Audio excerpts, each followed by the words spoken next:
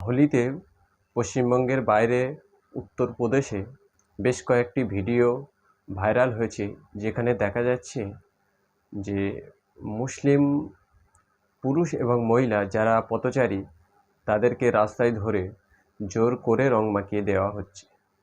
এটা কোন ধরনের ধর্মীয় সহিষ্ণুতা বহন করছে সেটা ভাবতে হবে। আসলে ব্যাপারটা এমন হওয়া উচিত ছিল, আমি আমার ধর্ম পালন করব, আমার ধর্মের আদর্শ দেখে অন্য কেউ আমার ধর্মে এসে সামিল হবে বা আমার ধর্মের উৎসবে এসে সামিল হবে ভালোবেসে, এটাই হওয়া উচিত ছিল।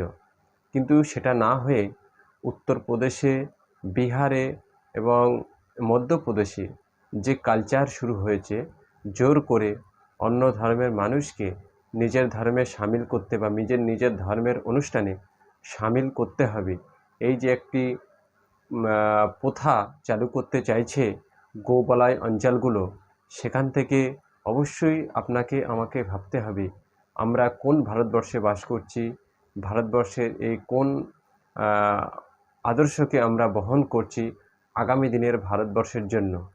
আসলে যে সমস্ত মেন স্ট্রিম মিডিয়া এই সমস্ত ধর্মীয় অসহিষ্ণুতা ভারতবর্ষে ছড়িয়ে পড়ছে, রন্ধ্রে রন্ধ্রে ছড়িয়ে পড়ছে, এই বিষয় নিয়ে কোনো টক শো করে না, কোনো খবর করে না। তারা ওই কেন্দ্রীয় সরকারের থেকে অনুদানের উপরে নির্ভর করছে, সেই জন্য তারা এই ধরনের খবর চেপে যাচ্ছে।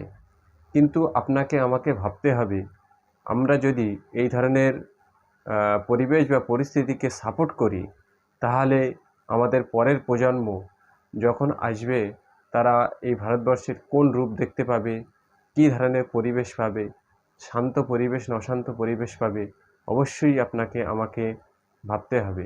কেন একজন মুসলিম মহিলা বা পুরুষকে জোর করে রং মাখানো হবে? তারা যখন বারণ করছে যে রং মাখতে চাইছে না, তারপরেও তাদের রং মাখিয়ে দেওয়া হচ্ছে। আসলে এই সমস্ত জিনিসগুলো ভারতবর্ষের জন্য অত্যন্ত একটি খারাপ পথ নিদর্শন করছে। আপনারা ভিডিওটি দেখেছেন, কী ধরনের একটি নোংরা পরিবেশ ভারতবর্ষে তৈরি হচ্ছে। আমি আপনি যারা বাঙালি, আমরা কখনোই চাইব না আমাদের পশ্চিমবঙ্গে এই ধরনের পরিবেশ বহন করে নিয়ে আসুক। যে যার ধর্ম পালন করবে, তার ধর্ম সে ইচ্ছামতো আনন্দ উৎফুল্ল করবে, ধর্মকে স্বাধীনভাবে পালন করবে, এটাই আমাদের দেশের সংবিধান, এটাই আমাদের দেশের কালচার। কখনোই অন্য ধর্মের মানুষকে জোর করে নিজের ধর্মের উৎসবে অনুষ্ঠানে বা নিজের ধর্মের প্রতি আনা হবে, এটা কখনোই কোনো ধর্ম প্রশ্রয় দেয় না, সে যে ধর্মই হোক না কেন। যারা ধর্মের নামে ভেদাভেদ করতে চাইছে এই দেশকে, তাদেরকে অবশ্যই আমাদের উচিত শিক্ষা দিতে হবে। যে যার ধর্ম পালন করবে, কোনো সমস্যা হবে না, কিন্তু কখনোই অন্য ধর্মের মানুষকে আমরা নিজের দিকে জোর করে জোরপূর্বক টেনে নিয়ে আসতে পারবো না বা তার ধর্ম করতে বাধা দিতে পারবো না। এটিই আমাদের কর্তব্য এবং নৈতিক দায়িত্ব হওয়া দরকার। অবশ্যই আপনারা আপনাদের মতামত কমেন্ট বক্সে জানিয়ে যাবেন।